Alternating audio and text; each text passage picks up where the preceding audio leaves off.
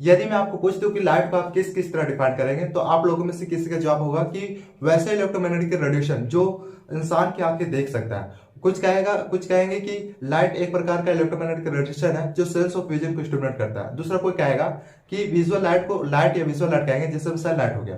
Actual में यही होता है, सिंपल डेफिनेशन। लेकिन पूरे ब्रह्मांड में यूनिवर्स बेसिकली दो ही चीजों से बना होता है, एक लाइट और एक मैटर। इसलिए प्रकाश अपने आप में एक बहुत बड़ा चैप्टर है। आइए हम सिस्टमेटिकली एक एक करके थ्योरी ऑफ लाइट को देखते हैं। लाइट या विजुअल लाइट एक प्रकार का इलेक्ट्रोमैग्नेटिक रेडिएशन है जो इंसान की आंखें देख सकता है। लेकिन प्रैक्टिकली में विजुअल लाइट का डेफिनेशन देखेंगे तो ये लाइट का वेवलेंथ का रेंज 400 से 700 नैनोमीटर्स, इसकी कोरेस्पॉन्डिंग फ्रीक्वेंसी 750 से 470 की रेंज का होता है। यह इलेक्ट्रोमैग्नेटिक स्पेक्ट्रम के इंफ्रारेड रीजन और अल्ट्रावायलेट रीजन के बीच दिखाई पड़ता है। यहाँ पर आप फिगर में देख सकते हैं कि triangular prism beam of light प्रकाश की पुंज को डिस्पर्सिंग करता है।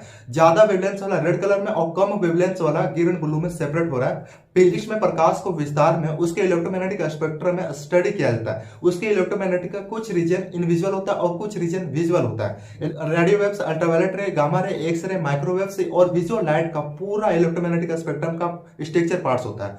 प्रॉपर्टीज ऑफ लाइट की बात करें तो इंटेंसिटी यानी लाइट की चमक का ज्यादा या कम होने का बताता है। प्रोपेगेशन डायरेक्शन मतलब लाइट ट्रैवल करने का डायरेक्शन को ऑब्जर्व किया जाता है। फ्रीक्वेंसी या वेवलेंथ एंड पोलराइजेशन शामिल होता है। यहाँ पर विजुअल लाइट मासलेस से प्रोपेगेट्स करता है, यानी जो लाइट ट्रैवल कर रहा होता है उसमें अनेक छोटे छोटे मासलेस एनर्जी पैकेट पाए जाते हैं। ये एनर्जी पैकेट को फोटोन या क्वांटा कहते हैं। ये फोटोन इलेक्ट्रोमैग्नेटिक फील्ड को रिप्रेजेंट करता है और इलेक्ट्रोटेशन और ट्रांस वेव फॉर्म को मूव करता है। साइंस की ब्रांच में लाइट की स्टडी को ऑप्टिक्स में किया जाता है। आइए अब हम electromagnetic spectrum and visual light को देखें। Generally electromagnetic spectrum white light का लाइट डिस्पर्सिंग मीडियम जैसे प्रिज्म द्वारा कई कलर्स में बदल दिया जाता है। यहाँ पर व्हाइट लाइट का एक्चुअल में लाइट का प्रिज्म द्वारा डिस्पर्शन होता है, जिसमें लाइट की वेवलेंथ कम होता है और एनर्जी भी कम होता है। ऑब्वियसली बात है कि एनर्जी कम होने का मतलब वेवलेंथ कम हो रहा है। इस प्रकार प्रिज्म से निकले light radio waves, microwaves, infrared, ultraviolet ray, gamma ray and visual light एक कलर बैंडल के रूप में दिखाई देता है। अब आप सक्षम होंगे कि एक इलेक्ट्रोमैग्नेटिक स्पेक्ट्रम एक